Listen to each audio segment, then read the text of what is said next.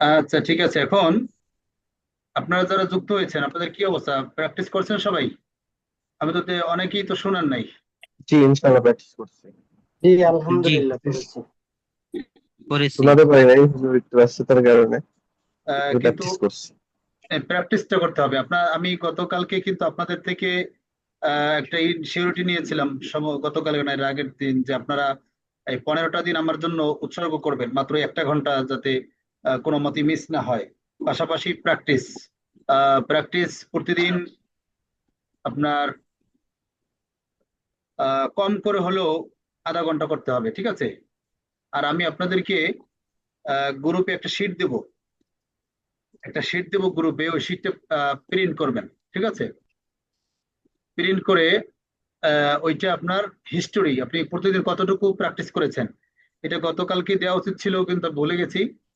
আজকে আমি ক্লাস শেষেই সেই শিটটা দেবো আপনাদেরকে, ওইটা প্রিন্ট করে আগামীকালকে সেখানে প্রতিদিন কতটুকু প্র্যাকটিস করেছেন ওইটা ওখানে করতে হবে, আপনার এন্ট্রি করতে হবে, ঠিক আছে? ওইটা আমাকে, আমি যে সময় চাবো যে ছবি তুলে পাঠান, তখন সবাই ছবি তুলে পাঠাবেন। আমি দেখবো যে আপনারা কোন দিন কতটুকু প্র্যাকটিস করেছেন, ঠিক আছে?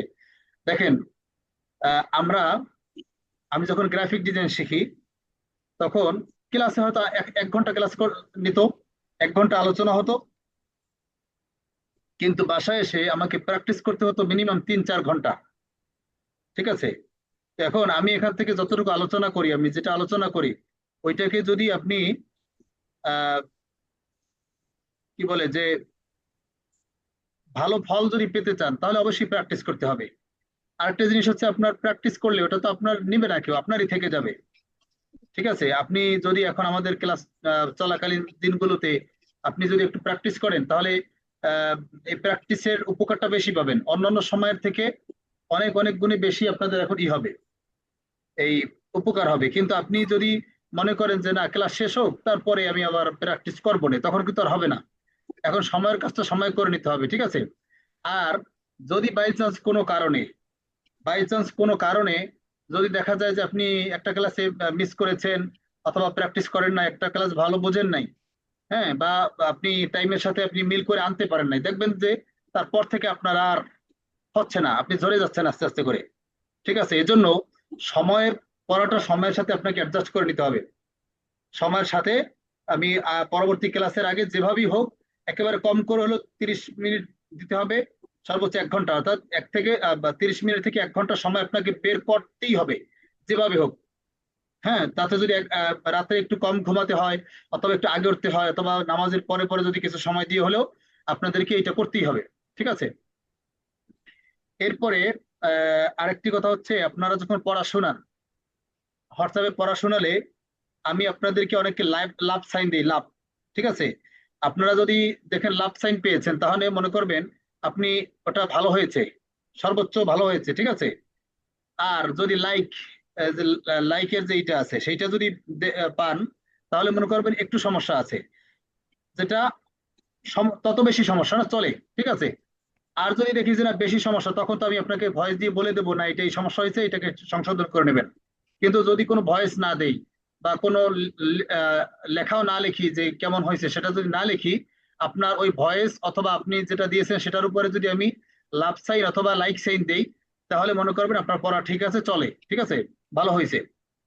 এই জিনিসটা আপনাদেরকে একটু ক্লিয়ার করে দিলাম। অনেকেই দেখা যাচ্ছে কি, আমি লাভ সাইন দিই, তারপর আবার জিজ্ঞেস করে যে হুজুর কি হইলো, এটা তো বুঝতে পারলাম না, ঠিক আছে? তো আজকে থেকে এটা আপনারা ধরে নেবেন যে লাভ সাইন যদি পান তাহলে পড়া ভালো হয়েছে, তখন আমাকে আর জিজ্ঞেস করতে হবে না, ঠিক আছে? পড়া ঠিক আছে, এটাই আমি বুঝাচ্ছি ওইটা দিয়া। এই, আর গতকালকে আমরা মাখারাজ গেছিল না, হুম, হুম। আজকে আমার সাথে থাকবেন কে? একজনকে আমি নেবো শুধু। হুজুর আমাকে দেন হুজুর, আপনার সাথে। নাম বলেন। আমার নাম ঈশান মাহমুদ। এলাম। ঈশান মাহমুদ না? জি। আপনার ওখানে নেট ক্লিয়ার আছে? জি, আমার এখানে নেট ক্লিয়ার আছে। আচ্ছা, ঠিক আছে, নেবো, সমস্যা নেই।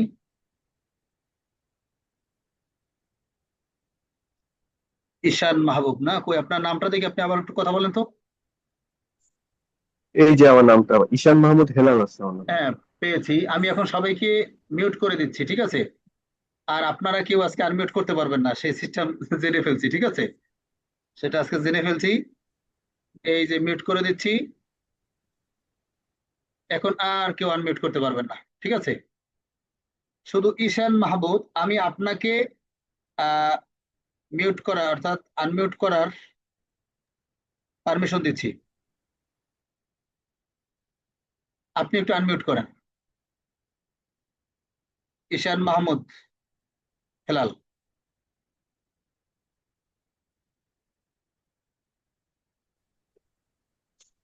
জি হুজুর, আমি করছি। আচ্ছা, আর তো কেউ আনমিউট করতে পারতেছেন না, তাই না? পারবেন না, আমি এখান থেকে তুই পারমিশন দেই নাই, ঠিক আছে? আচ্ছা, ঠিক আছে, তাহলে এভাবেই হবে। আপনারা, আমি যখন কোনো কিছু করতে বলবো, আপনারা রুমের ভিতরে চিৎকার করে বলবেন, ঠিক আছে? চিৎকার করে, অর্থাৎ মনে করবেন আপনি একটা ক্লাসে আছেন, আমি যেটা বলতে বলবো সেটাকে আপনি চিৎকার করে বলবেন। হ্যাঁ, যে রুমের সবাই যাতে সজাগ হয়ে যায়, এরকম ভাবে পড়বেন। আর আমি যখন কোনো কথা বলবো, এটা খেয়াল রাখবেন, আমি কিন্তু অফলাইনে কি করি, আমি দেখতে পাই যে কে কথা বলে বা কে অন্যদিকে তাকাই আছে, তখন আমি তাকে অ্যালার্ট করতে পারি বা তাকে আমি নিষেধ করতে পারি যে আপনি কথা বললেন না। বা অনেকে আছে, যেমন আমি অফলাইনে একটা ব্যস্ত চলতেছে, আজকে সকালেও আমি পড়াচ্ছি, তার ভিতরে সরি কথা বলতেছি, তো এর ভিতরে একজনে করছে কি, যে পড়তেছে, ঠিক আছে? এরকম প্রায় প্রায় হয়, তো আমি অফলাইনে সেটা দেখতে পারি এবং সে অনুযায়ী আমি অ্যাকশন নিতে পারি, কিন্তু আপনাদেরকে তো আমি দেখতে পাচ্ছি না আপনারা কি করেন। তো যখন আমি কথা বলবো, একদম কোনো, তখন কিচ্ছু না, আপনি কিছু একটা নড়াচড়াও করবেন না, একদম মনোযোগ সহকারে শুনবেন।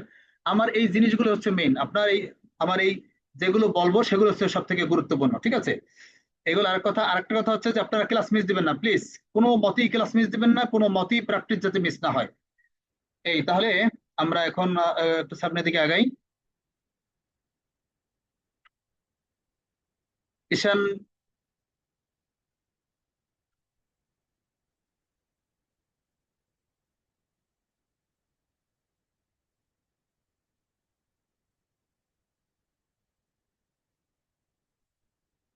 আচ্ছা, কি জানি, ঈশান ভাই না? ঈশান ভাই শুনতে পাচ্ছেন?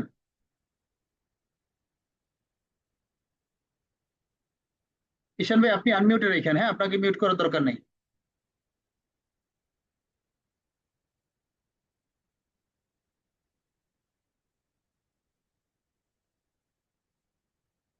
ঈশান মাহমুদ কোথায়?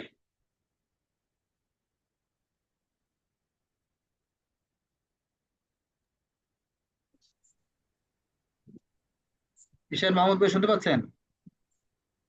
জি শুনতে পাচ্ছি, আমি এর আগে আনমিউট হতে পারছিলাম না, এই জন্য এসএমএস করতে যাচ্ছিলাম আপনাকে। আচ্ছা, তাহলে আপনি আর আপনি কি মিউট আমাকে করেন শুনতে না, ঠিক পাচ্ছেন আছে? হুজুর? আপনি আচ্ছা হুজুর। আপনি মিউট করলে তারপরে আপনি আনমিউট আর হতে পারবেন না, তখন আমাকে আবার এখান থেকে পারমিশন দিতে হবে, ঠিক আছে? তা আপনার মিউট করার দরকার নেই, আপনি আনমিউটে থাকছেন, ঠিক আছে? তবে সাইড টক যাতে না হয়, ঠিক আচ্ছা আছে? এতটুকু খেয়াল রাখবেন। আচ্ছা। আচ্ছা, তাহলে গতকালকের আলোচনাটা একটু আমরা সংক্ষেপে সেরে নেই। গতকালকে আমরা মাখরাজ পড়েছিলাম। মাখরাজ কি? হরফের উচ্চারণ শিক্ষা করা। তো হরফের উচ্চারণ আমরা অনেকগুলোই পারি, আমাদের বাংলার সাথে মিল আছে, যার কারণে সেগুলোকে আমরা আলাদা করে শিখবো না, ঠিক আছে? সেগুলো আমরা পারি। তো যেগুলো পারি না সেগুলো দেখবো। তো প্রথম প্রথম আছে তিনটা, প্রথম তিনটা জিব্বা কামের ধরে। আচ্ছা ঈশান ভাই, আপনার ওখানে কিন্তু আওয়াজ হচ্ছে, একটু তাদেরকে একটু অফ থাকতে বলেন, নয় আপনি একটু অন্য জায়গায় শিফট করেন। আহ থা, জাল, জ, জিব্বা কামড়ে ধরে। তা, এই প্রথম তিনটার সিস্টেম কি? আমি সিস্টেম জিজ্ঞেস করবো আপনাদেরকে, মধ্যে মধ্যে সিস্টেম বলতে হবে, তখন বলতে হবে যে হুজুর এই তিনটা উচ্চারণের সিস্টেম হচ্ছে জিব্বা কামড়ে ধরে। সা, জাল, জ। সা, জাল, জ। সা, জাল, জ। এই কটা হচ্ছে আপনার আহ জিব্বা কামড়ে ধরে। এর পরের যেটি, সেটি হচ্ছে বৃদ্ধাঙ্গুলি দ্বারা গলার মাঝখানে চাপ দিয়ে আইন, আইন, আইন। হ্যাঁ, এই অর্থাৎ এখানে আইন লেখা আছে, এই আইন কথাটাকে কি করবেন, গলার মাঝখানে একটা চাপ দিবেন, চাপ দিয়ে যেখানে চাপ দিবেন আওয়াজটাকে চাপতে চাপতে সেখানে নিয়ে যাবেন, গলার মাঝখানে নিয়ে যাবেন, আইন। এর পরটি হচ্ছে পুরুষ হাঁসের ডাকের মতো, এরকম। এরপরটি হচ্ছে মুখ খোলা রেখে নিঃশ্বাস বন্ধ করতে হবে। এরপরে যখন নিঃশ্বাস বন্ধ করা হবে তখন জিহ্বার গোড়া দিয়ে কণ্ঠনালীটা ব্লক হয়ে যাবে, অর্থাৎ জিহ্বার গোড়াটা অপর প্রান্তে গিয়ে লেগে থাকবে। যখন লেগে থাকবে সেখান থেকে ঝটকা টান দিয়ে ছুটাবেন আর সজোরে ধাক্কা দিয়ে বলবেন অফ, অফ, অফ। আচ্ছা, তারপরে পরের হরফটি হচ্ছে আহ করে, অর্থাৎ মুখের ভিতরে আওয়াজটা ধরে রেখে সদ, মুখ গোল হবে আর হবে সদ, সদ। এর পরের দুটি হচ্ছে বুড়া মানুষ যেভাবে গালের সাথে টাচ করে কথা বলে, যাদের দাঁত নাই তারা সেরকম প, প, পদ, প, পদ, প, পদ, প। আচ্ছা, এই গেছে আমাদের গতকালকের পড়া। এগুলো আহ, যদি কারো একটু হয়ে থাকে সমস্যা নেই, আমরা প্রতিদিন তো আপনারা যখন পড়া শোনাবেন সামনের দিকে, যদি ভুল বলেন তখন আমি বলে দেবো এটা উচ্চারণ হয় নাই, ঠিক আছে, তখন সংশোধন হয়ে যাবে। আজকে আমরা হরফ পরিচিতি দেখব। আচ্ছা, এইটা আলোচনা শুরু করার আগে আরেকটা কথা একটু আপনাদের কাছে বলে নেই। সেটা হচ্ছে আহ আজকেও তো আমরা আগের যে জেনারেল যে গ্রুপ, যেটা আপনারা প্রথম যুক্ত হয়েছিলেন, যেটার মেম্বার আছে আপনার 384, সেটা আজকেও লিঙ্ক দিয়েছি। আগামীকালকে লিঙ্কটাও সেখানে দেব, তারপর থেকে কিন্তু সেখানে আর দেওয়া হবে না। আপনারা যারা রেজিস্ট্রেশন করেন নাই, ঠিক আছে, অবশ্যই আগামীকালকের ভিতরে রেজিস্ট্রেশন করে নেবেন। যদি রেজিস্ট্রেশনের জন্য আমাদের ফি হচ্ছে 100 টাকা, আর যদি 100 টাকাও দিতে সমস্যা হয় আমাকে জানাবেন, আপনাদেরকে আমি ফ্রি যুক্ত করে দেবো, সমস্যা নেই। তারপরও আপনাদেরকে নতুন গ্রুপে যুক্ত হতে হবে। কালকের পর থেকে কিন্তু আর আহ, ওই গ্রুপে আর পাবেন না, লিঙ্ক পাবেন না, ঠিক আছে। এর জন্য আগামীকালকের ভিতরে রেজিস্ট্রেশন কমপ্লিট করবেন। আচ্ছা, এখন আজকে আমরা পড়ব হচ্ছে হরফ। এই হরফ হচ্ছে সব থেকে গুরুত্বপূর্ণ পার্ট। আমি বলে থাকি যে আচ্ছা, ঈশান ভাই শোনা যাচ্ছে তো ক্লিয়ারলি? জি, ক্লিয়ারলি শোনা যাচ্ছে। আচ্ছা, আচ্ছা, তাহলে হরফ হচ্ছে সব থেকে গুরুত্বপূর্ণ পার্ট। আমি বলে থাকি যে যদি কেউ হরফ শিখে ফেলে, যারা হরফ শিখে ফেলে, তাহলে সে কি করলো, তার অর্ধেক শেখা শেষ হয়ে গেছে। কথাটা বুঝতে পেরেছেন যে অর্ধেক শেখা শেষ? আপনি গুরুত্বটা বোঝানোর জন্য বলেছি। ঈশান ভাই বুঝতে পেরেছেন যে হরফ যদি আপনি না জি, চেনেন বুঝতে তাহলে পেরেছি। কিন্তু আপনি, ধরেন আমরা বাংলা পড়ি, বাংলা যদি আমরা অক্ষর না জানি না চিনি তাহলে কি এখান থেকে পড়তে পারবো বলেন তো ঈশান ভাই? না, পড়তে পারবো না। কোনো মতেই কিন্তু না, সম্ভব পড়তে নয়। পারবো না আমরা বাংলা। হ্যাঁ, বাংলার মতোই আপনি না। যদি আরবির অক্ষরই যদি না চিনেন তাহলে তো আপনি পড়তে পারবেন না। এজন্য আপনি যদি হরফ চিনে ফেলেন, আপনি একটা পৃষ্ঠা ওপেন করলে দেখবেন হরফ আর হরফ, হরফ, অর্থাৎ হরফ ছাড়া তো আর কোনো শব্দই কল্পনা করা যায় না, তাহলে সবই হরফ। তাহলে আপনি যদি হরফ চিনে ফেলেন, তাহলে ওই পৃষ্ঠার ভিতরে যে পড়া অর্থাৎ হরফগুলো আছে, তাহলে তাহলে সেগুলো আপনার শেখা শেষ হয়ে গেছে। তার মানে দেখা যাবে কি একদম কম করে হলেও আপনি 50% পড়া হয়ে যাবে যদি আপনি হরফগুলো চিনে ফেলেন। এক নম্বর কথা। দ্বিতীয় নম্বর কথা হচ্ছে যারা আগে থেকে হরফ পারেন তারাও আমার এই হরফের ক্লাসগুলো খুব মনোযোগ সহকারে করবেন। তার কারণ আমি হরফগুলোকে আপনাদেরকে দেখবেন আহ, ভিন্ন একটা পদ্ধতিতে শিখাবো। কিছুটা হয়তো আপনারা আন্দাজ করতে পেরেছেন এখান থেকে যে এটা তো আর কোনোদিন দেখেন নাই। কোনো সময় দেখছেন এই বংশ টংশ এগুলো দেখছেন কোনো সময় ঈশান ভাই? না, এগুলো কখনোই কখনোই দেখি নাই। তার এখান থেকে তো কিছুটা আইডিয়া পাওয়া গেছে যে পড়াটা ব্যতিক্রম হতে যাচ্ছে, তাই না? জি, ব্যতিক্রম আচ্ছা, হতে যাচ্ছে, এখন আইডিয়া পেয়েছি। হ্যাঁ, এখন আমি আপনাদেরকে ব্যতিক্রম পদ্ধতিতে আপনাদেরকে হরফগুলো শিখাবো। আমাদের কমেন্টে অনেক সময় অনেকে একটা কথা লিখে যে আপনারা 15 দিনে কিভাবে কোরআন শরীফ শিখাবেন, আমাদের হরফ শিখাতে তো 1 মাস সময় লাগে, 1 মাসেও তো হরফ শিখাতে পারি না, তো আপনারা 15 দিনে কিভাবে শেখাবেন? আসলে এখানেই আমি আপনাদেরকে মাত্র 3 থেকে 4 দিনে, 3 থেকে 4 দিনের ভিতরে আপনার হরফ কমপ্লিট করব। আমরা হরফগুলো কি একদিনও শিখতে পারি, যদি একটু সময় দেন আমি একদিনও শিখতে পারি, কিন্তু হরফ গুরুত্বপূর্ণ বিধায়, সব থেকে গুরুত্বপূর্ণ পার্ট বিধায় আমরা এটাকে 4 দিন সময় দেব। বুঝতে পেরেছেন ঈশান ভাই? ঈশান ভাই, জি, হ্যাঁ, 4 দিন সময় দেবো। আমরা 4 দিন জি, সময় 4 দেব দিন আমরা যাতে সময় দেবো।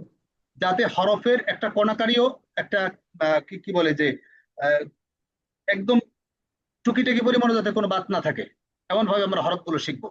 এখন হরফগুলোকে ইনশাআল্লাহ। আমরা হরফগুলোকে সাজিয়েছি মানুষের মতো করে। আচ্ছা, ওই যারা পারেন তাদের বিষয়ে একটু কথা বলতেছিলাম যে আমি যেই পদ্ধতিতে শিখাবো আপনারা যদি আগে থেকে পারেনও দেখবেন কিছু কিছু সব অক্ষর আপনারা আগে চিনতেন না, এই অক্ষরগুলো আপনারা চিনে যাবেন, 1 নম্বর। দ্বিতীয় নম্বর হচ্ছে আপনারা হরফ যত ভালো চিনবেন, আপনি হরফ যত ভালো চিনবেন তত দ্রুত কোরআন শরীফ পড়তে পারবেন। যারা দেখেন ওই যে স্লো, কোরআন শরীফ পড়া স্লো, পরে অনেক সময় লেগে যায়, তাহলে গিয়ে দেখবেন তাদের হরফে কাঁচা, হরফ ভালো চেনে না। এজন্য তাদের সময় লেগে যায়। আচ্ছা, ঈশান ভাই আপনি বলেন, একটা পৃষ্ঠার ভিতরে জি যদি 1000 হরফ থাকে, সাপোজ 1000 যদি হরফ থাকে, এখন আমার এক একটা হরফ যদি চিনতে 1000 এক সেকেন্ড সময় লাগে, তাহলে আমার 1000 হরফ চিনতে কি 1000 সেকেন্ড লাগবে তো না? এই 1000 সেকেন্ডে কয় জি মিনিট? কয় মিনিট যেন? 1000 সেকেন্ডে হ্যাঁ, 1000 সেকেন্ডে কত মিনিট? আচ্ছা, একটু হিসেব করে দেখাই দিই আপনাদের, একটু এগুলো বিষয়গুলো জানা দরকার আমাদের। ঠিক আছে, এই জি ক্যালকুলেশন গুলো আমাদের নাই, যার কারণে আমরা এগুলো বুঝি না। 16 মিনিট, দেখেন, 16 মিনিট সময় লাগবে 16 মিনিট। শুধু আপনার হরফ চিনতে। কথাটা দেখেন, আপনার একটা পৃষ্ঠার ভিতরে যদি এক জি হাজার হরফ থাকে, তাহলে 1000 হরফ চিনতেই যদি আপনার লাগে 16 মিনিট। এরপরে আরো জের জবর পেশ আছে, টান আছে, গুণনা আছে, থামার বিভিন্ন বিষয় আছে, এগুলো অ্যাড করলে আপনার দেখা যাবে কি এক পৃষ্ঠা প্রতি 20-30 মিনিট সময় লেগে যাবে, তাই না বিশ ঈশান ভাই? 20-30 মিনিট। জি সময় এখন লেগে এক যাবে। জি এক 20-30 পৃষ্ঠা মিনিট সময় লেগে যাবে। হ্যাঁ, এক পৃষ্ঠা পড়তে যদি আপনার 20-30 মিনিট সময় লাগে, তাহলে কোরআন শরীফ খতম করতে করতে তো আপনার কিয়ামত শুরু হয়ে যাবে, তাই না? জি জি, তাহলে কেমন আমাদেরকে, শুরু না হলে কাছাকাছি। হ্যাঁ, আমাদের পড়তে হবে, পাশাপাশি স্পিড ভালো থাকতে হবে। এখন স্পিড বাড়ানোর মূল মন্ত্রই হচ্ছে হরফগুলো ভালো করে চেনা, হরফ ভালো করে চেনা। এটা হচ্ছে স্পিডে পড়ার প্রধান সূত্র। এজন্য যারা আগে থেকে পারেন, তারাও আমার এই সিস্টেমগুলো দেখবেন এবং সেভাবে পড়বেন। তাহলে দেখা যাবে কি যে আপনি এই আপনার পড়ার স্পিড বেড়ে যাবে। ঠিক আছে, এখন আমরা হরফগুলোকে কিভাবে চিনবো? আমি একটু আগে বলছিলাম যে আমরা এই 4 দিনে শিখবো, এটা কিভাবে সম্ভব? আহ আমি হরফগুলোকে মানুষের মতো সাজিয়েছি। মানুষের যেভাবে নাম আছে, হরফের সেভাবে নাম আছে। মানুষের যেভাবে বংশ আছে, হরফের সেভাবে বংশ আছে। মানুষের যেভাবে চেহারা আছে, হরফের সেভাবে চেহারা আছে। মানুষের যেভাবে বডি আছে, হরফের সেভাবে বডি আছে। এখন ঈশান ভাই, মানুষের মধ্যে মধ্যে অপারেশন করে না? জি করে। অপারেশন করে। একজন মানুষের যদি হাত পা কেটে ফেলে, 4টা যদি কেটে ফেলে, তাহলে মানুষটা কি বাঁচবে না বলেন তো? মানুষটা বাঁচবে। মানুষ বাঁচবে, কেননা মানুষটাকে তার চেনা এখনো যাবে। না বাঁচার হয় না জি এখনো। এখন তাহলে মানুষের, আমরা যদি এটাকে বডি কল্পনা করি, আচ্ছা এই কথাটা একটু শেষ করে নি আগে, তাহলে আমরা একটা হরফকে চিনবো কি মানুষের মতো করে, এতটুকু জিনিস প্রথম বুঝতে পেরেছেন ঈশান ভাই? জি জি বুঝতে মানুষের পেরেছি। মানুষের মতো করে কেন শিখবো? আমরা মানুষ চিনতে পারি সহজে, অন্যান্য বস্তুগুলো আমাদের মনে রাখতে কঠিন হয়, বা অন্যান্য বা মৌখিক জিনিসগুলো আমাদের মনে রাখতে কঠিন হয়, কিন্তু আমরা যদি মানুষের মতো করে শিখি, তাহলে মানুষ চেনাটা তো আমাদের জন্য সহজ না? ঈশান জি ভাই সহজ। আপনি, ঈশান ভাই আপনি একদিনে 1 ঘন্টায়, সরি 1 ঘন্টায় আপনি কতজন মানুষ চিনতে পারবেন বলেন তো, অপরিচিত মানুষ? 1 ঘন্টায় অনেককেই চিনতে পারবো। এটা যদি অনেক মজলিসে হয়, একত্রে থাকে, তো একসাথে সংখ্যা বলেন, অনেককেই একটা চেনা যাবে। সংখ্যা বলেন। 100 জন তো হবেই, চিনতে পারবো 100 জন একবার যদি করে আপনি, দেখলেও। আচ্ছা 1 ঘন্টায় যদি আপনি 100 জন চেনেন, তাহলে আমাদের আরবি হরফ হচ্ছে মাত্র মাত্র 29টা। তো মানুষের মতো যদি হয়, তাহলে আপনি জি 1 ঘন্টায় যদি 100 মানুষ চিনতে পারেন, তাহলে আমাদের 1 ঘন্টায় এই 100 হরফ চিনতে পারার কথা না? ইনশাআল্লাহ। তাহলে আমাদের তো মাত্র হরফ হচ্ছে 29টা। তাহলে আমরা যদি চেষ্টা করি 1 ঘন্টায়ও আমরা হরফ চিনতে পারি, কিন্তু তারপর 1 ঘন্টা দেব না, আমরা দেব 4 ঘন্টা, এই 4 ঘন্টা প্লাস 4 দিন। ঠিক আছে, তাহলে ইনশাল্লাহ ইনশাআল্লাহ। আপনারা যদি আমার ক্লাসটা ভালো করে মনোযোগ সহকারে দেখেন এবং বাসায় একটু প্র্যাকটিস করেন, হরফ নিয়ে আর কোনো ঝামেলা থাকবে না ইনশাল্লাহ। এখন আহ কিছু প্রয়োজনীয় কথা, যেগুলো আমি প্রতিদিন আলোচনা করব না, 4 দিন যে ক্লাস করব হরফের, প্রতিদিন আলোচনা করব না, আজকে আপনারা খুব ভালো করে বিষয়টা মনে রাখবেন।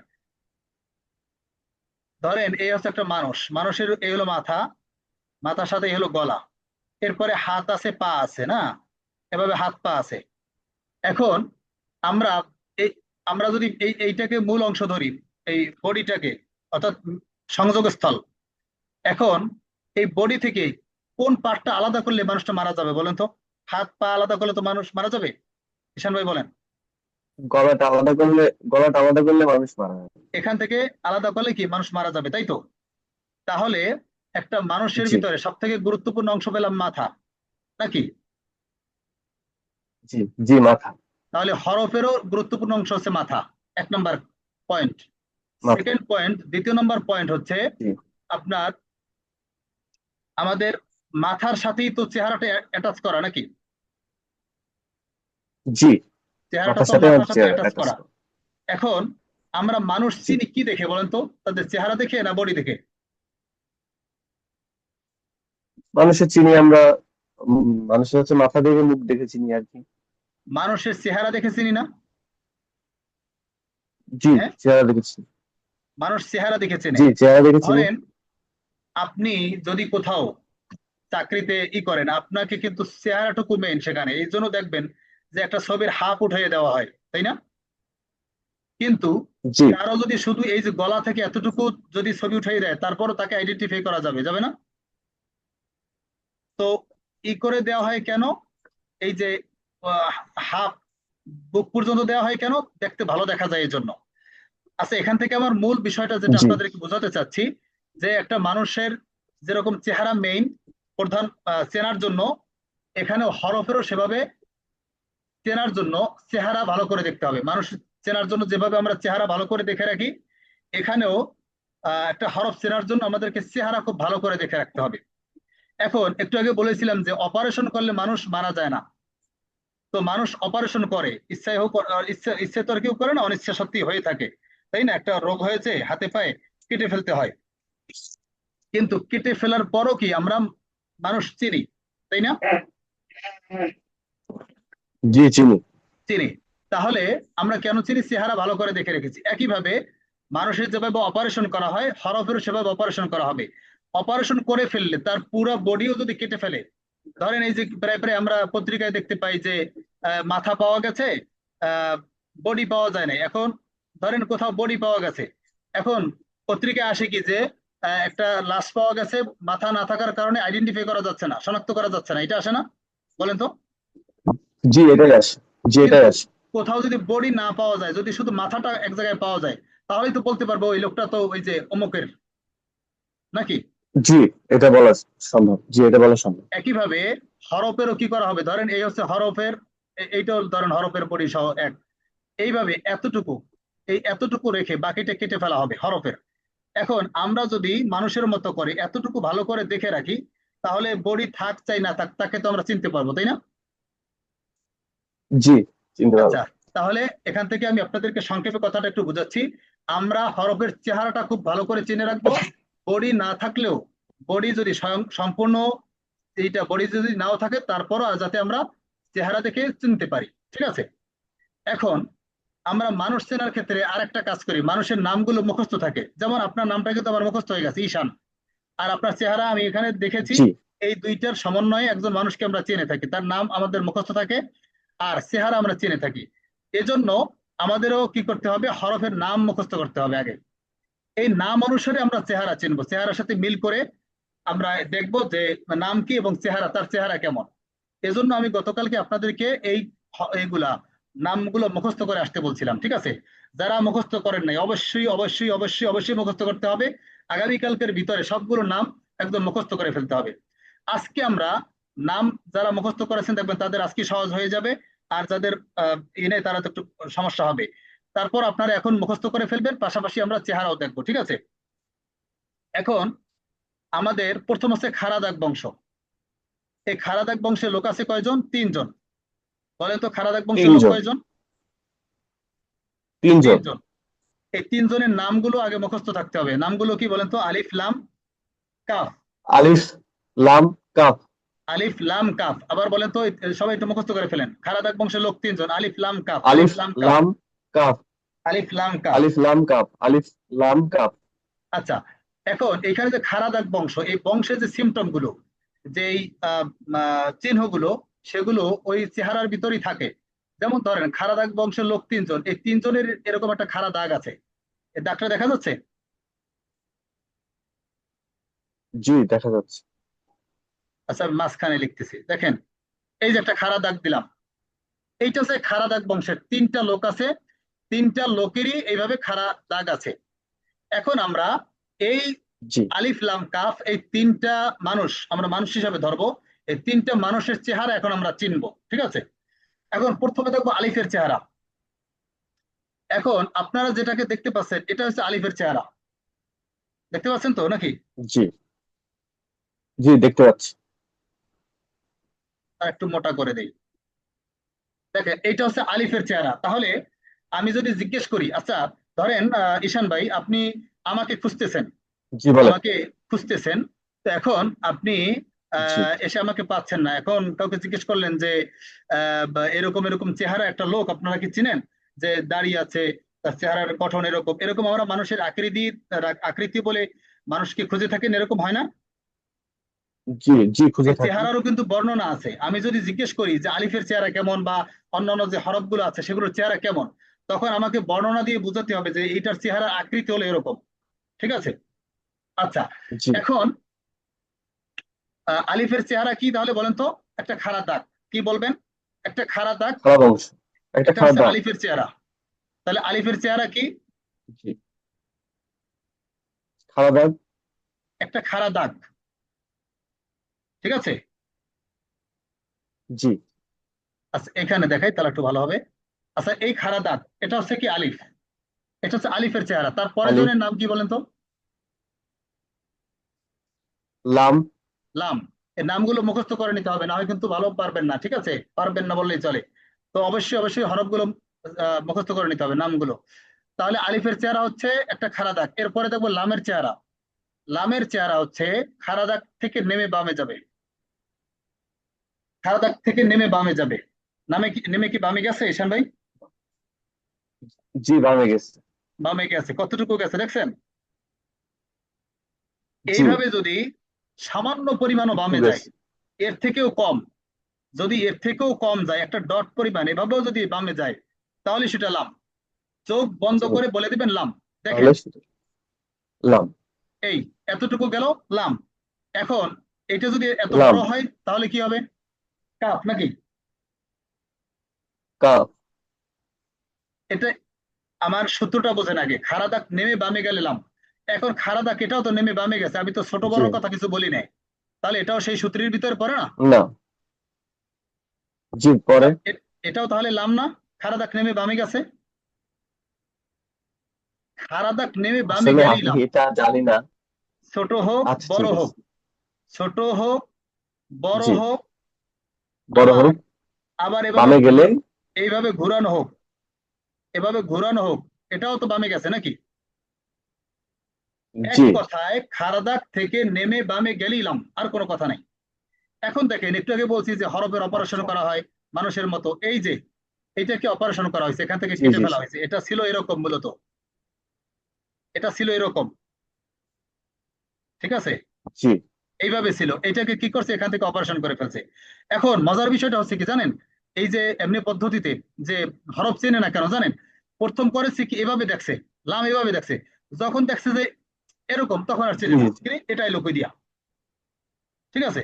কিন্তু আমরা যদি সূত্র জানি যে জি খাড়া দাগ থেকে নেমে বামে গেলিলাম, তখন কিন্তু দেখবেন সে যেভাবেই হোক সে কিন্তু চিনতে পারবে। এভাবে হোক, আবার এত বড় হোক, আবার এইভাবে এভাবে হোক, খাড়া দাগ থেকে নেমে বামে গেছে, কোনো কথা নেই, লাম। যেভাবেই হোক সে কি চিনে ফেলবে কি? সূত্র জি জানা আছে যে খাড়া দাগ থেকে নেমে বামে লাম। গেলিলাম। তাহলে আলিফের চেহারা কি বলেন তো? আলিফের চেহারা খারাপ দাগ। একটা খাড়া দাগ, এটা হচ্ছে আলিফের চেহারা। লামের চেহারা কি? খারাপ দাগ থেকে বামে গেলেই সেটা লাম হয়ে যাবে। লাম। সেটা ছোট হতে পারে বড় হতে পারে, আবার ঘোরানো থাকতে পারে। বড় এক হতে পারে। কথায় খাড়া দাগ নেমে জি বামে গেলিলাম। এর পরের জনের নাম কি? এরপর যে নাম হচ্ছে কাফ। কাফ। এই হলো কাফ নাকি ঈশান ভাই? বলেন তো এটা কি কাফ? জি হ্যাঁ? জি জি কেমনে জি? এটা জি কেমনে হলো? এটা খাড়া দাগ নেমে বামের ভিতরে গেছে, এটার সূত্রে পড়ে না?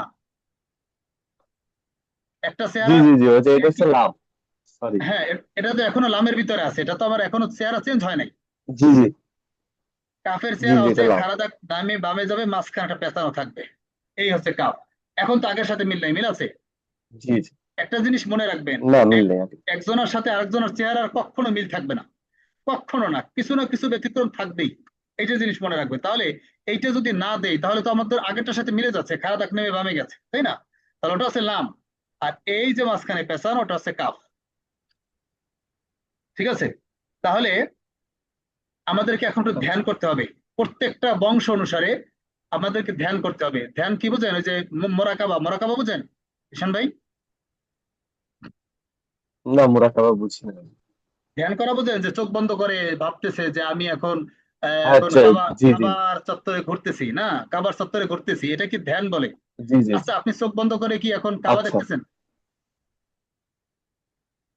হ্যাঁ?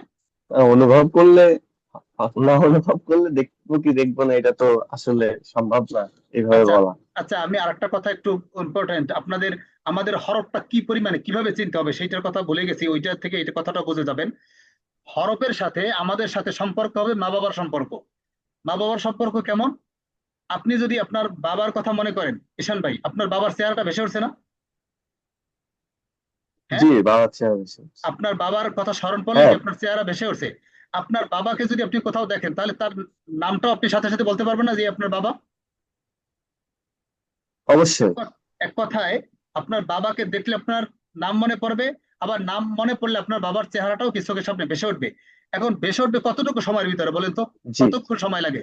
1 মিনিট বাবার নাম ন্যানো মনে করতে সেকেন্ড, গিয়ে? ন্যানো হ্যাঁ, সেকেন্ড, হ্যাঁ, nano second. Nano second, nano second nano second. পর্যন্ত।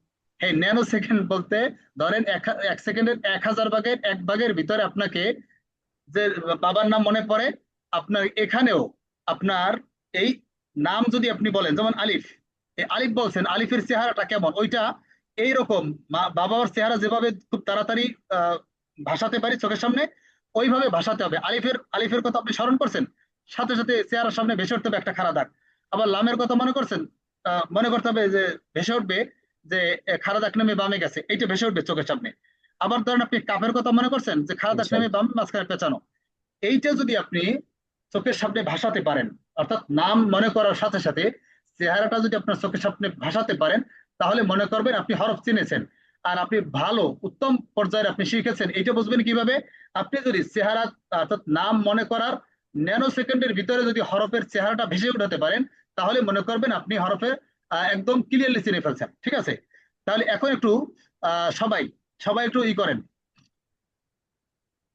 আহ চেহারা ভাসছে কিনা। এই যে আলিফ লাম কাফ, এই আলিফ লাম কাফের চেহারা ভাসছে কিনা একটু চ্যাট বক্সে জানান সবাই। চ্যাট বক্সে একটু জানান তো যে চেহারা ভাসে কিনা। যদি ভাসে তাহলে মনে করবেন আপনার হয়ে গেছে চেহারা, এই হরফ তিনটা হয়ে গেছে। আর যদি না ভাসে তাহলে মনে করবেন এখনো হয় নাই।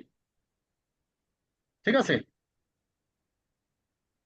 দেখেন, আপনারা লিখতে থাকেন আর দেখতে থাকেন যে আলিফের চেহারা কি, একটা খাড়া দাগ। লামের চেহারা কি, খাড়া দাগ থেকে নেমে বামে। আবার কাফের চেহারা কি, খাড়া দাগ নেমে বামে, মাঝখানে একটা পেঁচানো। এইটা আপনারা বাসায় ধ্যান করবেন, আমি এখন আপনাদেরকে যেভাবে ধ্যান করাইলাম ওইভাবে বাসায় ধ্যান করবেন। যদি আপনি দেখেন যে না, ইনশাল্লাহ। মোরাকাবায় বসে বসে আলিফের চেহারা দেখতেছেন, লামের চেহারা দেখতেছেন, কাফের চেহারা দেখতেছেন, কোনো বাঁচতেছে না, কোনো সমস্যা হচ্ছে না, তাহলে মনে করবেন আপনি হরফ চিনে ফেলছেন। ঠিক আছে? আচ্ছা, তাহলে খাড়া দাগ বংশের লোক কয়জন বলেন তো? তিনজন। নাম কি? আলিফ লাম কাফ। আলিফ লাম কাফ। আলিফের চেহারা কি?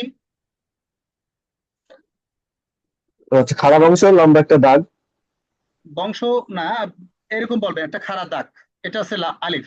একটা খারাপ আচ্ছা, দাগ। আর লামের চেহারা কি?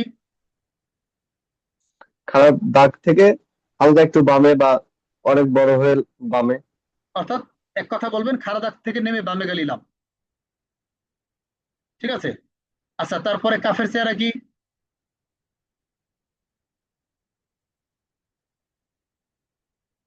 কাফের চেহারা কি বলেন?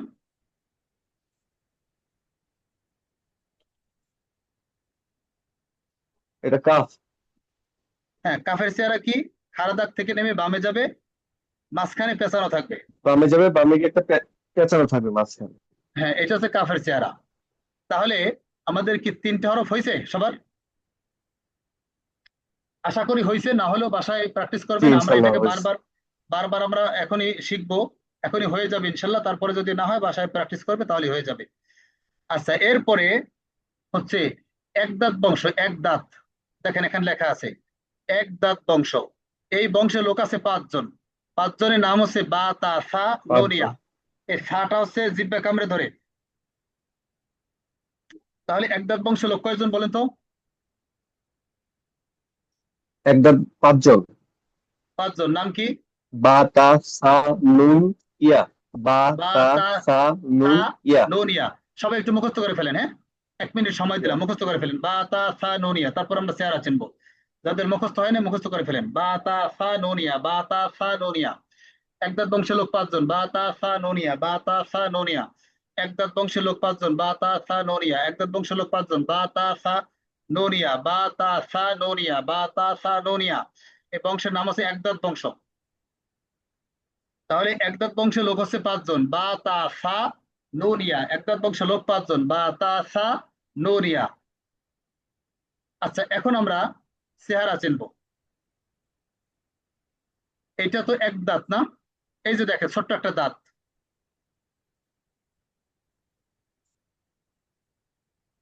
জি। এই যে একটা দাঁত, এইটা হচ্ছে দাঁত। এই বংশের এইটা হচ্ছে মূল অংশ। এইটা হচ্ছে মূল অংশ। এখন এই দাঁতের সাথে এভাবে এভাবে থাকতে পারে, আবার সামনে পেছনে রেখা থাকতে পারে। দাঁত কি চেঞ্জ হয়েছে? দাঁত কি চেঞ্জ হয়? দেখেন তো। না ঠিক আছে দাঁত? দাঁত দাঁতের জায়গায় আছে। দাঁত এদিকে একটা দাঁতের রেখা জায়গায় গিয়েছে, আছে। ডানে একটা রেখা, বামে একটা রেখা। এরকম হতে পারে, আবার এখান থেকে এইভাবে ঘুরে যেতে পারে। ঠিক আছে, কিন্তু আমাদের মূল যে দাঁত সেটা কিন্তু ঠিক আছে। এটা কোনো চেঞ্জ হয় নাই। যে তাহলে এটা হচ্ছে আমাদের মূল এটা অংশ। চেঞ্জ এই হয়। একদাঁত বংশে যে 5 জন লোক আছে, এই 5 জনের এরকম একটা দাঁত থাকবে। এখন দাঁতের সাথে ওই যে আমরা ছবির ভিতরে আমরা কি করছি, যে শুধু চেহারা দেই না, আমরা কি করি সাথে হাফ ছবি দেই না, বুক পর্যন্ত দেই, এইভাবে জি, স্ট্যাম্প সাইজের একটা ছবি। এসএম সাইজের দেই। এখন এই জন্য ওই রকমই আর কি। ধরেন এখানে একটু বাড়াই দিলাম, দেখতে ভালো দেখা যাচ্ছে না, একটা দাঁত থাকে, কিন্তু আমাদের মূল অংশ কিন্তু এতটুকুই। ঠিক আছে, এর পরবর্তী জি। যে অংশগুলো, এগুলোকে কোনো সময় গোনায় ধরা যাবে না। এগুলো এই দেখালাম, এভাবে হতে পারে, আবার এভাবে বিভিন্ন ভাবে হতে পারে, এভাবে হতে পারে, কিন্তু আমাদের মূল অংশ দেখতে হবে যে আমাদের এই অংশটা কি আছে। ঠিক আছে। আচ্ছা, তাহলে আমরা এক দাঁতের জি। চিহ্ন পেলাম। এখন এই দাঁতটা এভাবে হতে পারে, এরকম হতে পারে। দাঁতের এই হচ্ছে দুইটা রোড, এই একটা আর এইভাবে, অর্থাৎ এই মাথায় কি করছে, এইভাবে একটু ঘুরে দিতেছে, এরকম দাঁতটা হয়। ঠিক আছে, যাই হোক, আমরা এখন এটা দেখি, ওটা পরে দেখবো, অনেক সমস্যা নেই। এটা হচ্ছে এক দাঁত। এখন এক দাঁত বংশের লোক কয়জন বলেন তো? 5 জন। নাম কি তাদের? বা তা সা নুন ইয়া। বা তা সা নড়িয়া। প্রথমে দেখবো বায়ের চেহারা। বায়ের চেহারা হচ্ছে এক দাঁতের নিচে একটা নোক্তা। এটা হচ্ছে বায়ের চেহারা। দেখেন তো, এখন চেহারা এইটা হচ্ছে মাথা। এখন মাথা দেখে তো মানুষ চেনা জানা, চেহারা যোগ করতে হবে। ঠিক আছে, এই যে চেহারা যোগ করতেছি, তো বায়ের চেহারা কি? এক দাঁতের নিচে একটা নোক্তা। দেখতে হবে উপরে না নিচে, কয়টা নোক্তা, এগুলো দেখতে হবে, ভালো করে দেখতে হবে। নিচে একটা তাহলে নুক্তা। নিচে, নিচে এক নোক্তা হলে কি? বা। বা। তাহলে বায়ের চেহারা কি বলেন তো? এক দাঁতের নিচে এক নোক্তা, কি বলবেন? নিচে এক এক দাঁতের নিচে এক দাঁত, এক দাঁতের নিচে একটি নুক্তা, তার নাম বা। বা। এক দাঁতের নিচে এক নোক্তা, সেটা হচ্ছে বা। আচ্ছা, তারপর হচ্ছে তায়ের চেহারা। তায়ের চেহারা হচ্ছে এক দাঁত উপরে দুই নোক্তা, এটা হচ্ছে তা। আচ্ছা, দেখেন তো দাঁত কি চেঞ্জ হইতেছে না দাঁত ঠিকই আছে? দাঁতের জায়গায় দাঁত ঠিক আছে, দাঁত শুধু কিন্তু নুক্তা ঠিকই আছে। চেঞ্জ হচ্ছে। এইরকম দেখবেন 5টা হরফে দাঁত চেঞ্জ হবে না, হ্যাঁ? আচ্ছা, তাহলে তায়ের চেহারা কি? এক দাঁতের উপরে দুইটি নুক্তা থাকলে সেটা তা। এক দাঁতের উপরে দুই নোক্তা, এটা হচ্ছে তা, তাই না? আচ্ছা, এখন বলে তো আবার বায়ের চেহারা কি? জি।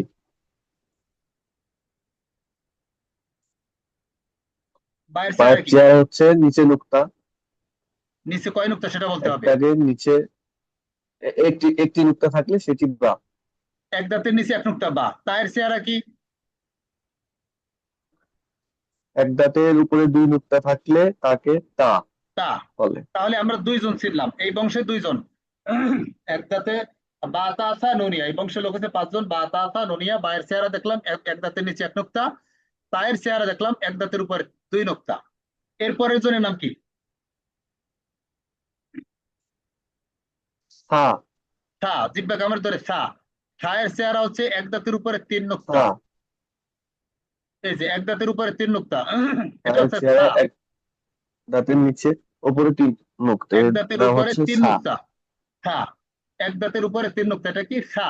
তাহলে হ্যাঁ, আমাদের তিনজন হলো বা তা সা। বায়ের চেহারা এক দাঁতের নিচে এক নুক্তা, তায়ের চেহারা এক দাঁতের উপরে দুই নুক্তা, সায়ের চেহারা এক দাঁতের উপরে তিন নুক্তা। তিন নুক্তা। আচ্ছা, এরপরে এর পরের জনের নাম কি? নুন। নুন। নুনের চেহারা হচ্ছে এক দাঁতের উপরে এক নুক্তা। এক দাঁতের উপরে যদি এক নুক্তা হয় তাহলে সেটা কি এক নুন। দাঁতের উপরে এক নুক্তা। আর নিচে এক নুক্তা নুন। হলে কি? বা। এক নুক্তা যদি নিচে হয় তাহলে হবে বা। আর ওই এক নুক্তা নিচে না হয় যদি উপরে হয়? বা। নুন। নুন। একটু আগে আমি বলছি যে উপরে না নিচে সেটাও দেখতে হবে, কয়টা নুক্তা সেটাও দেখতে হবে। দেখছেন যে এক নুক্তা নিচে হলে বা, আবার ওই এক নুক্তা উপরে হলে নুন। আচ্ছা, তাহলে আমাদের চারজন গেল কি নুন। কি? বা তা সা নুন। বায়ের চেহারা কি? এক দাঁতের নিচে সা। এক নুক্তা। নুন। হ্যাঁ, বা তা সা নুন। বায়ের জি। চেহারা কি? এক দাঁতের নিচে এক নুক্তা। তায়ের চেহারা কি? এক দাঁতের উপরে দুই নুক্তা। জি। সায়ের চেহারা কি? এক দাঁতের উপরে তিন নুক্তা। আর নুনের চেহারা কি? এক দাঁতের উপরে এক নুক্তা। তাহলে এই চারজন হইলো না? এক দাঁতের উপরে এক নুক্তা। হ্যাঁ। জি। আচ্ছা, তারপরের জনের নাম কি? ইয়া। ইয়া। ইয়ার চেহারা হচ্ছে এক দাঁতের নিচে দুই নুক্তা। এটা হচ্ছে ইয়ার চেহারা। এক দাঁতের নিচে তাহলে দুই নুক্তা। এক দাঁতের নিচে দুই নুক্তা সেটা কি ইয়া। ইয়া। দেখেন, এক দাঁতের উপরে দুই নুক্তা হলে ইয়া। কিন্তু তা। দেখছেন? আবার ওই তা। দুই নুক্তা যখন নিচে তখন কিন্তু ইয়া। তাহলে ইয়ার চেহারা কি? এক দাঁতের নিচে দুই নুক্তা। এক দাঁতের নিচে দুই নুক্তা। এক দাঁতের নিচে দুই দুই নুক্তা। নুক্তা। তাহলে ইয়া। আপনার এক দাঁত বংশের লোক কয়জন? এক দাঁত বংশের লোক পাঁচজন। বা পাঁচজন। তা সা নুন ইয়া। আচ্ছা, ওয়েট। আমি যখন এই যে জিজ্ঞেস করি, হ্যাঁ, ঈশান ভাই তো আমার সাথে সাথে বলে, কিন্তু আপনারা যারা মিউট আছেন সবাই কিন্তু আপনাদের বলছি যে জোরে জোরে বলবেন, আপনার রুমে বসে জোরে জোরে বলবেন। আমি যেটা জিজ্ঞেস করব আপনি সাথে সাথে সেটা বলবেন। এখন সেইটা যদি আমার সাথে অথবা ঈশান ভাইয়ের সাথে যদি মিলে যায় তাহলে মনে করবেন আপনার ঠিক ঠিক আছে। আর যদি দেখেন যে না আপনার সাথে মিলে নাই, তাহলে আপনি বুঝবেন আপনার একটা ভুল। আর আমরা যেটা বলছি সেইটা আপনি কারেকশন করে নেবেন, সেটা সংশোধন করে নেবেন। আচ্ছা, তাহলে আবার বলেন একদাঁত বংশের লোক কয়জন? পাঁচজন। বা তা সা নুন ইয়া। দুনিয়া। আচ্ছা, এখন বলেন বায়ের চেহারা কি? এক দাঁতের নিচে একটি নুক্তা বা। এক বা। দাঁতের নিচে দুইটি নুক্তা তা। হ্যাঁ, এক এক দাঁতের নিচে। দাঁতের উপরে তিনটে নুক্তা সা। আচ্ছা, আমি যেটা যেটা বলি উপরে সেটা বলেন, হ্যাঁ। উপরে সা। আমি যেটা বলছি সেটা বলেন, হ্যাঁ। আচ্ছা। বায়ের চেহারা কি? বা। বায়ের চেহারা কি বলেন? এক দাঁতের নিচে একটি নুক্তা তার নাম বা। বা। তায়ের চেহারা কি? এক দাঁতের উপরে দুইটি নুক্তা তার নাম তা। এক দাঁতের উপরে দুই নুক্তা, এটা হচ্ছে তা। এরপরে সায়ের চেহারা কি? এক দাঁতের উপরে তিন নুক্তা তার নাম সা। এক দাঁতের উপর তিন নুক্তা সা। এরপরে নুনের চেহারা কি? নুন। এক দাঁতের উপরে একটি নুক্তা তার নাম নুন। এক দাঁতের উপরে এক নুক্তা, সেটা হচ্ছে নুন। আর ইয়ার চেহারা কি? নুন। এক দাঁতের নিচে দুইটি নুক্তা তার নাম ইয়া। এক দাঁতের নিচে দুই নুক্তা, এটা হচ্ছে ইয়া। আচ্ছা, তাহলে প্রথমা ছিল ইয়া। তিনজন আর পরে হলো পাঁচজন, মোট কয়জন হইলো? আটজন হয়ে গেছে। আচ্ছা, তিনি আটজন। আটজন আমরা শিখে ফেললাম। তাহলে আমরা আবার একটু প্রথম বংশে আসি। প্রথম বংশের নাম কি? জি। আ- হচ্ছে খাওয়াদাক বংশ। খারাদাক বংশ। খারাদাক বংশের লোক কয়জন? তিনজন। নাম কি? আলিফ লাম কাফ। আলিফ লাম কাফ। আলিফের চেহারা কি? আলিফের চেহারা লম্বা একটি দাগকে একটা আলিফ খাড়া বলা দাগ। হয়। একটা খাড়া দাগ, একটা খাড়া দাগকে এটা হচ্ছে আলিফ। আলিফ। লামের চেহারা কি? খাড়া দাগ থেকে বায়ে একটু মোড় নিলে বা এর চাইতে একটু বড় মোড় নিলে সেটাকে বড় লাম হোক ছোট হোক ধরতে বামে হবে। গেলেই লাম। খাড়া দাগ নেমে বামে গেলেই লাম। যত বামে গেলে সংক্ষেপে লাভ। বোঝাতে পারেন, যত সংক্ষেপে বোঝাতে পারেন, ঠিক আছে। খাড়া দাগ নেমে বামে গেলেই লাভ। আচ্ছা আচ্ছা, ঠিক আছে। তারপরে কাফের চেহারা কি? কাফের চেহারা একটি দাগ থেকে বামে গিয়ে উপরে একটু পেঁচানো থাকলে সেটা কাফ। এটা হচ্ছে কাফ। আচ্ছা, তারপরে হচ্ছে একদাঁত বংশ। একদাঁত বংশ লোক কয়জন? 5 জন। 5 জন। 5 জনের নাম কি? বা, তা, সা, নুন, ইয়া। দেখেন, আগের দাঁতের থেকে দাঁতটা কিন্তু ভিন্ন করে দিছি, এদিক থেকে একটা যুক্ত করে দিছি, এগুলোর কিন্তু কোনো মূল্য নাই। এগুলো জাস্ট সৌন্দর্য বর্ধন, অথবা এই পাশের সাথে এই পাশে হরফ যুক্ত করার জন্য সাঁকো হিসেবে ব্যবহার হয়, ঠিক আছে। এছাড়া আর কোনো কাজ নাই, পড়ার ক্ষেত্রে এদের কোনো কাজ নেই, আচ্ছা, ভূমিকা নাই। পড়ার ক্ষেত্রে ভূমিকা হচ্ছে এতটুকু, এর মাঝখানে এতটুকু। আচ্ছা, এখন বলেন বা তা সা নুন ইয়া, না বায়ের চেহারা কি? বা এর চেহারা এক দাঁতের নিচে একটি নুক্তা বা। এক দাঁতের নিচে এক নুক্তা বা। তারপর তায়ের চেহারা কি? এক দাঁতের উপরে 2টি নুক্তা, তার নাম বা। তা। এক দাঁতের উপরে 2 নুক্তা, সেটা কি তা? এরপর হচ্ছে সা। সায়ের তা। চেহারা কি? তার চেহারা এক দাঁতের উপরে 3 নুক্তা, তার নাম সা। সা। এক দাঁতের উপরে 3 নুক্তা, সেটা হচ্ছে সা। তারপর নুনের চেহারা? এক দাঁতের উপরে একটি নুক্তাই হচ্ছে নুন। নুন। আর ইয়ার চেহারা আছে এক দাঁতের নিচে? নিচে 2 নুক্তা, ইয়া। ইয়া। আচ্ছা, এই গেল আমাদের 5 জন, ঠিক আছে। এরপরে আহ ঈশান ভাই কি কখনো বড়ই পারছেন? বড়ই? জি পেরেছি। বড়ই তো এরকম তো একটা বস্তু দিয়ে পারে, এটার নাম কি? কি বলেন আপনারা? এটা আমরা লগা বলি, সম্ভবত আমার এলাকায় লগা বলা হয়। লগা বলা হয় না, এটা ঢাকার ভাষায় বলা হয় কোটা, জি। ঠিক আছে। কোটা কোটা। বলা হয়, এই জি। জন্য এই বংশের নাম রাখা হয়েছে কোটা। এইটা হচ্ছে কোটা বংশ। কোটা। এই কোটা বংশে লোক আছে 3 জন। কোটা বংশের লোক আছে 3 জন। 3 জনের নাম হচ্ছে হা জিম খ। কোটা বংশের লোকের নাম কি বলেন তো? 3 জন, হা জিম খ। হা জিম খ। হা জিম খ। কোটা বংশের লোক হচ্ছে 3 জন। হা জিম খ। কোটা বংশের লোক 3 জন। হা জিম জিম খ। খ। কোটা বংশের লোক 3 জন। হা জিম খ। মুখস্থ করে ফেলেন সবাই। কোটা বংশের লোক 3 জন। হা জিম খ। হা জিম খ। কোটা বংশের লোক হা 3 জন। জিম হা খ। জিম খ। কোটা বংশের লোক 3 জন। কোটা বংশের লোক 3 জন, হা জিম খ। কোটা বংশের লোক 3 জন, হা জিম খ। কোটা বংশের লোক 3 জন, হা জিম খ। হা জিম খ। কোটা বংশের লোক 3 জন। হা জিম খ। কোটা বংশের লোক 3 জন। হা জিম খ। আচ্ছা, এখন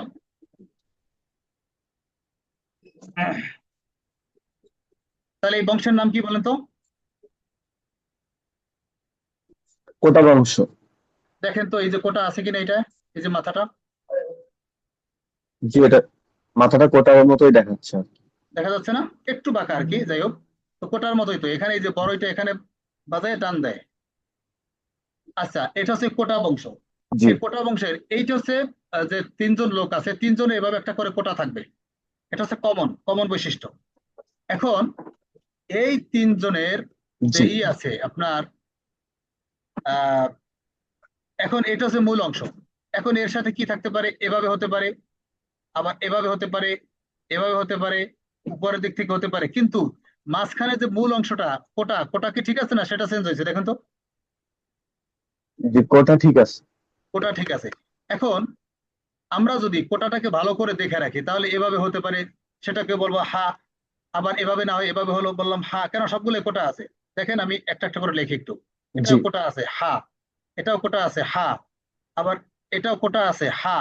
আবার ধরেন আহ কিভাবে লিখবেন আপনি? কোটা হয়ে যেভাবে হোক সেটাই হা। এখন যদি আমার সূত্রটা জানা থাকে যে কোটা, এরকম কোটা থাকলে সেটা যেভাবেই থাকুক সেটা হা, তাহলে এইটা যদি জানা থাকে সেটা তাহলে হা। কি, হা হবে। অর্থাৎ এই 3 বংশের যে কোনো 3টা লোকের যে কোনো একটা হবে, ঠিক আছে। কিন্তু আমরা জি। মাথাটা, এজন্য আমি কি করছি, সবসময় মাথাটাকে, চেহারাটাকে ভালো করে চেনানোর চেষ্টা করছি। আচ্ছা, তাহলে এই হচ্ছে কি কোটা বংশের যে কোনো একজন। এখন আমরা নাম চিনবো। আবার বলেন, কোটা বংশের লোক কয়জন? 3 জন। নাম কি? হা জিম হ। খ, হা জিম খ। এখন এটা কিন্তু অপারেশন করা হয়েছে, অপারেশন করে শুধু চেহারাটা পাওয়া গেছে, বা খুন করে কি করছে, বডিটা এইখানে ফালাই রাখছে। আমাদের এইটা দেখে আমরা চিনবো এখন। জি। এখন প্রথম হচ্ছে হায়ের চেহারা। হায়ের চেহারা কি কোটা খালি থাকবে? এখন যেটা দেখতে পাচ্ছেন কোটা এটা খালি হচ্ছে থাকে, হায়ের চেহারা, হাত চেহারা কোটা। কোনো নুক্তা থাকবে না, কোনো উপরে নিচে কোনো কি নুক্তা থাকবে না। এটা হচ্ছে হায়ের চেহারা। তাহলে হায়ের চেহারা কি বলেন তো?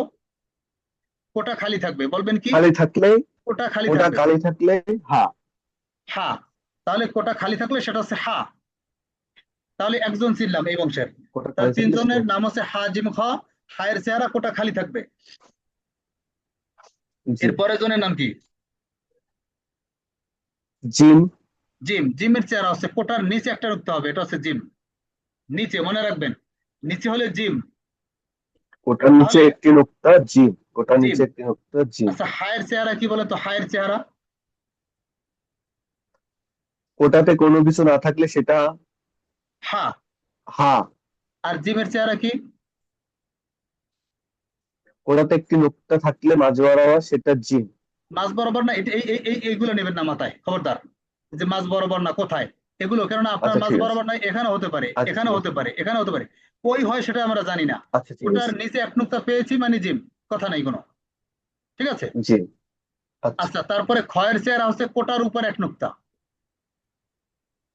কোটার কোটা উপরে কি, এক নুক্তা খ। আচ্ছা কোটা কি চেঞ্জ হয়েছে দেখেন তো? তাহলে মাথার তিনটে এক আছে না? চেঞ্জ হয়নি নাকি? না, মাথা কোটা সব ঠিকই আছে, শুধু নুক্তা চেঞ্জ হয়েছে। নুক্তা চেঞ্জ হয়েছে। আচ্ছা, তাহলে আবার বলেন, কোটা বংশের লোক কয়জন? তিনজন। তিনজন। নাম কি?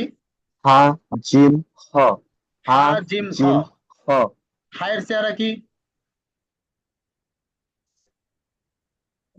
একটি কোটা থাকলে কোনো কিছু নুক্তা না থাকলে হা। হা।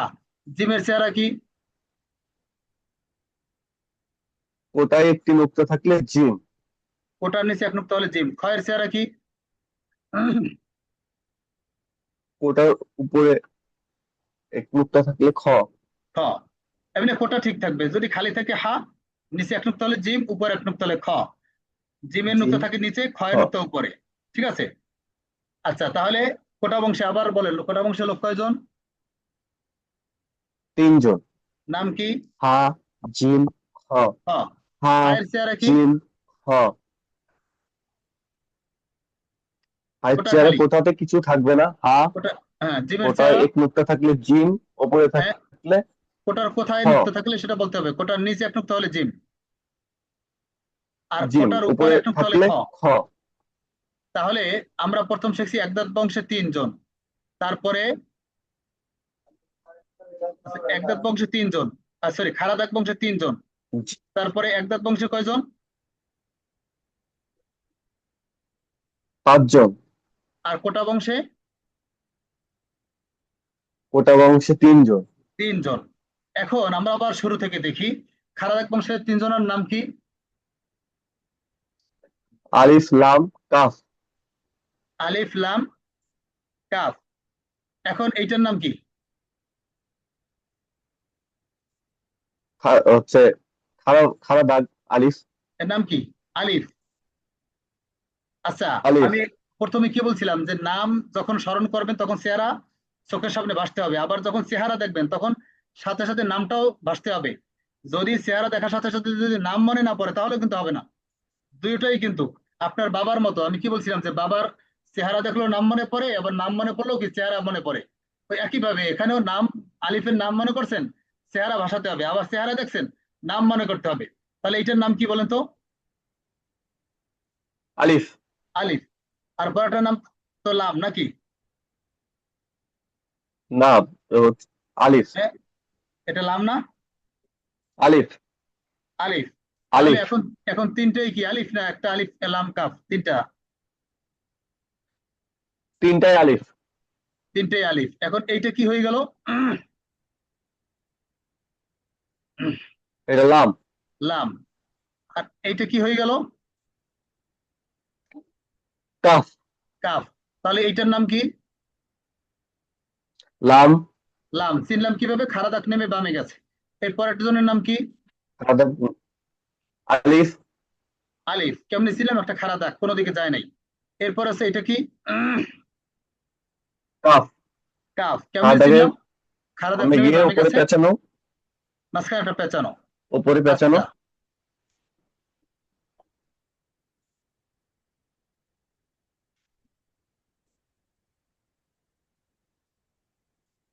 দেখেন এখানে কি সবগুলো একটা করে দাঁত আছে না 5 জনের? দেখেন তো এই যে জি, একটা এগুলো করে সব দাঁত। দাঁত।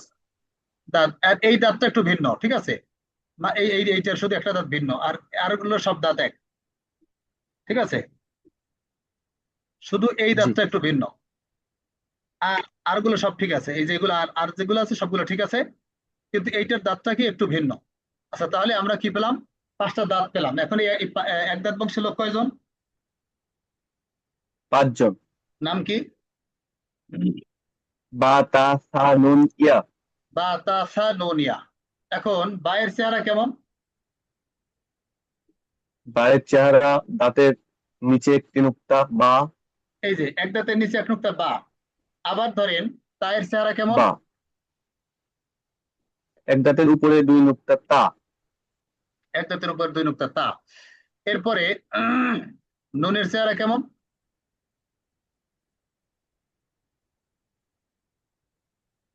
নুনের চেহারা, এক দাঁতের উপরে একটি নুক্তা এক নুক্তা। নুন।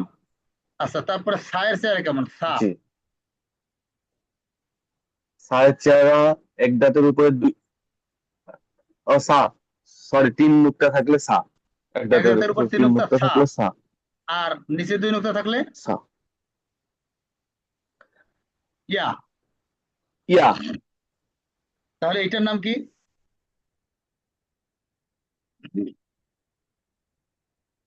তা। তা। এরপরের জনের নাম কি? নুন।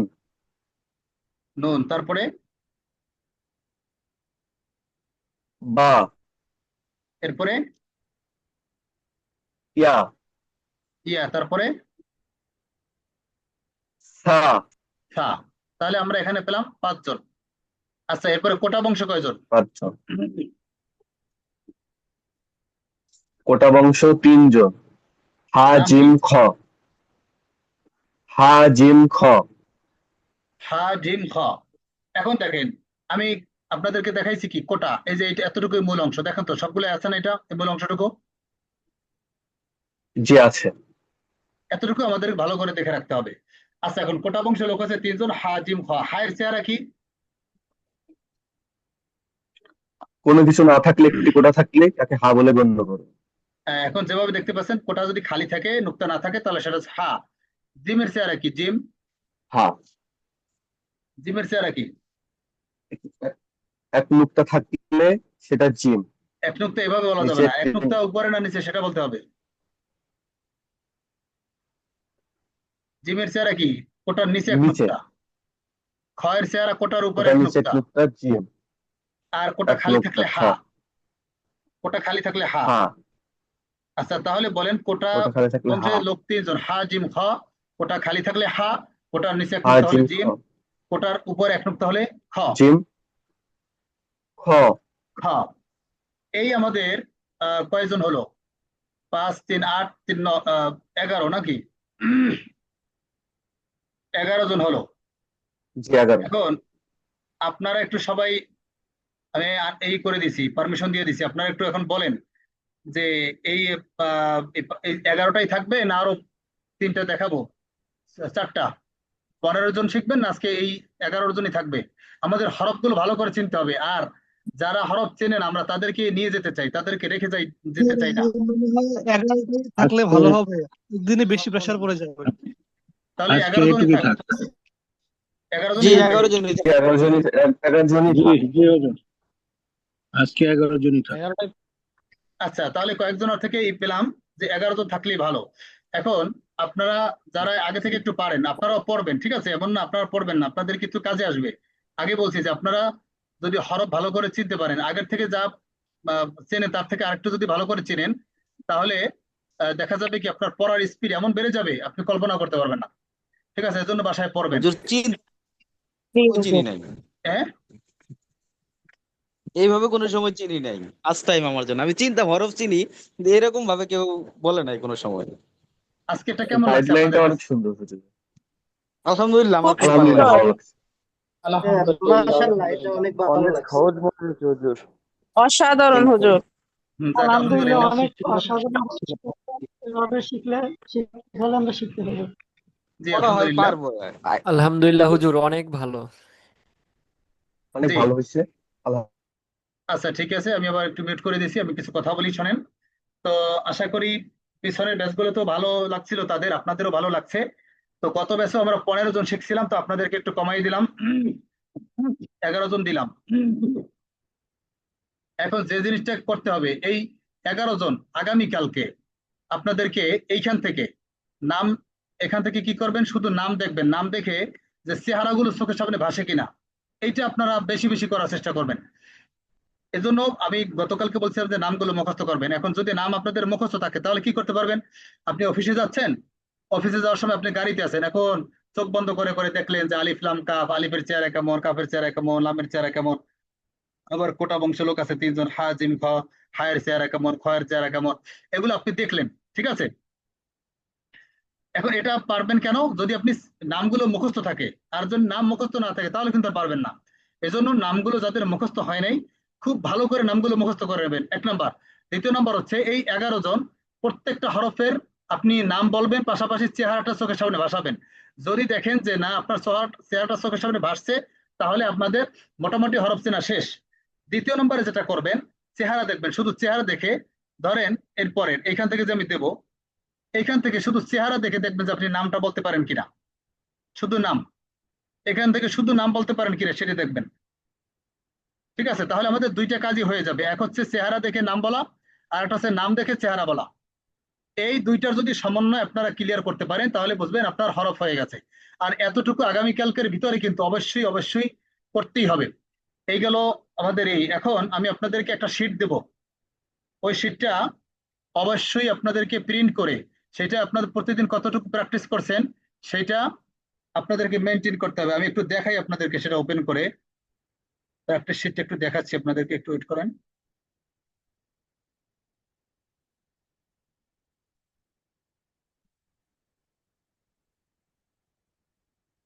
শীটটা এরকম হবে, দেখা যাচ্ছে, দেখেন তো।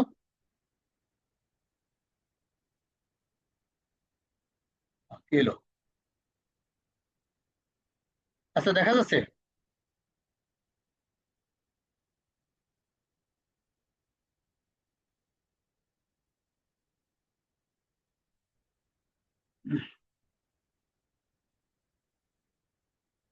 আচ্ছা, এই করে দিছি, পারমিশন দিয়ে দিছি, আপনারা এখন একটু দেখেন। এই যে এখন কথা বলেন, হ্যাঁ, সমস্যা নাই, এখন তো আমাদের জি, ক্লাস জি শেষ হয়ে গেছে। দেখা যাচ্ছে। হ্যাঁ হুজুর, দেখা যাইতেছে।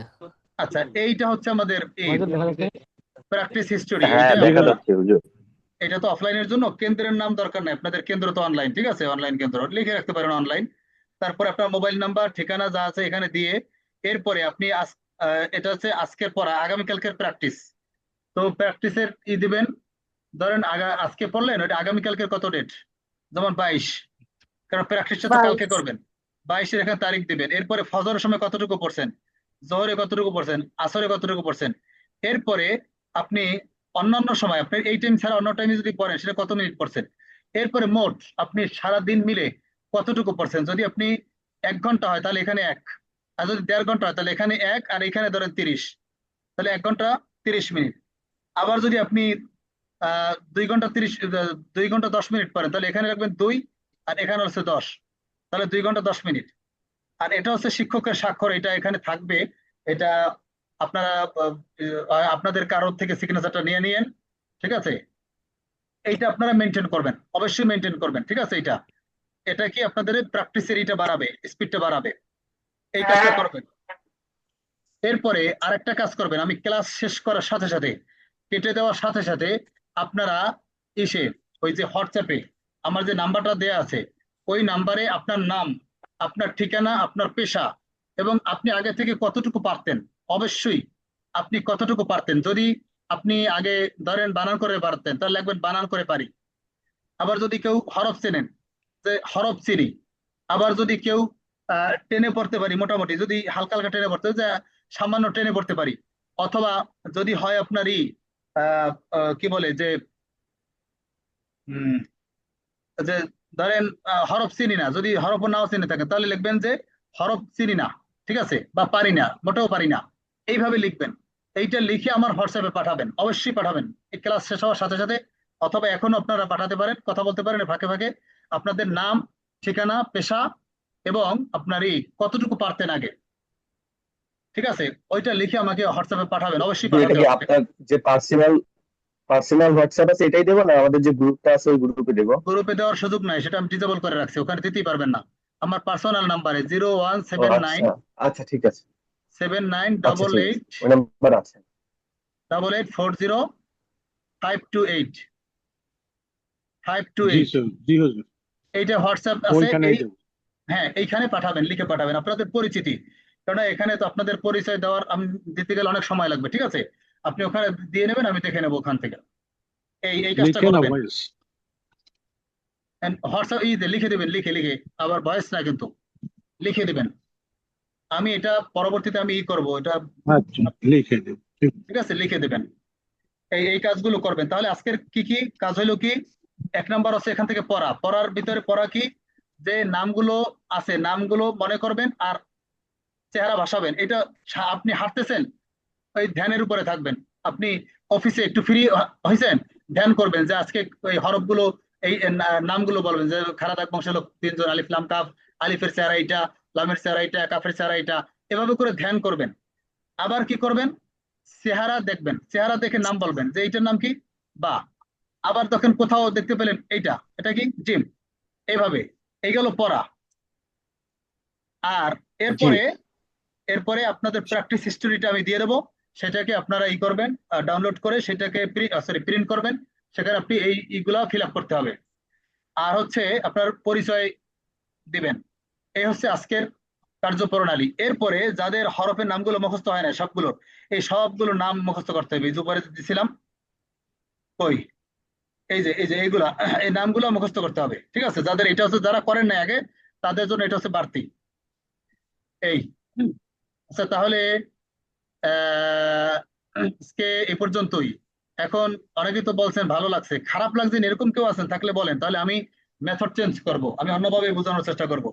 যদি কেউ বলেন যে না হুজুর এইভাবে এটা ভালো হয় না, অন্য কোনো পদ্ধতি আছে কিনা, হ্যাঁ, খারাপ লাগছে না কি কারো আছেন? না, এখন এই পর্যন্ত ভালো, ইনশাআল্লাহ ভালো হুজুর এই পদ্ধতি হ্যাঁ আলহামদুলিল্লাহ খুব আলহামদুলিল্লাহ, ভালো লাগছে। ভালো লাগছে, আলহামদুলিল্লাহ অনেক ভালো লাগছে, আর বোঝানোর আপনার চমৎকার। থিওরিটা অনেক সুন্দর হচ্ছে, মানে মনে থাকবে আর কি, এক কথায়। যাক, আলহামদুলিল্লাহ। প্রশংসনীয়। আলহামদুলিল্লাহ।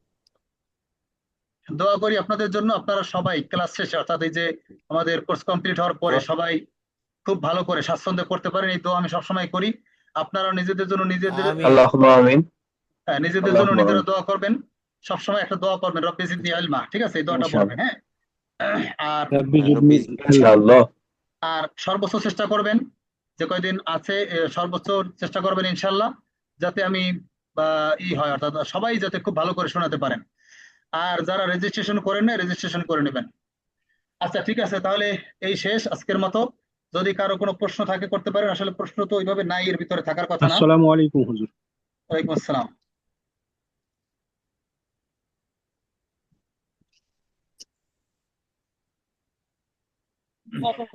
হুজুর আসসালামু আলাইকুম। আচ্ছা, এখন করবেন, এই যে আমাকে পড়া শোনাবেন কেমনে, ওই যে যেমন খালাদাক বংশের লোক তিনজন, আলিফ লাম কাফ, এভাবে শোনাবেন, ঠিক আছে, না দেখে না দেখে, হ্যাঁ। জি, এটা একটু এরপরে বলে দেন। হ্যাঁ, আবার এরপর আবার বর্ণনা, যে খালাদাক খালি থাকলে আলিফ, খালাদাক নেমে বামে গেলে লাম, খালাদাক নেমে বামে গেলে মাঝখানে পেছানো থাকলে কাফ। এরপরে একদাত বংশের লোক পাঁচজন, সব না দেখে না দেখে করতে হবে। বা তা সা নুনিয়া, বায়ের চেয়ার এক দাঁতের নিচে এক নুক্তা, তায়ের চেয়ার এক দাঁতের উপরে দুই নুক্তা, ছায়ের চেয়ার এক দাঁতের উপরে তিন নুক্তা, নুনের চেয়ার এক দাঁতের উপরে এক নুক্তা, ইয়ার চেয়ার এক দাঁতের নিচে দুই নুক্তা। কোটা বংশের লোক তিনজন, হা জিম খ, হায়ের চেহারা কোটা খালি থাকবে, জিমের চেহারা কোটার নিচে এক নুক্তা হবে, খয়ের চেহারা কোটার উপর এক নুক্তা হবে।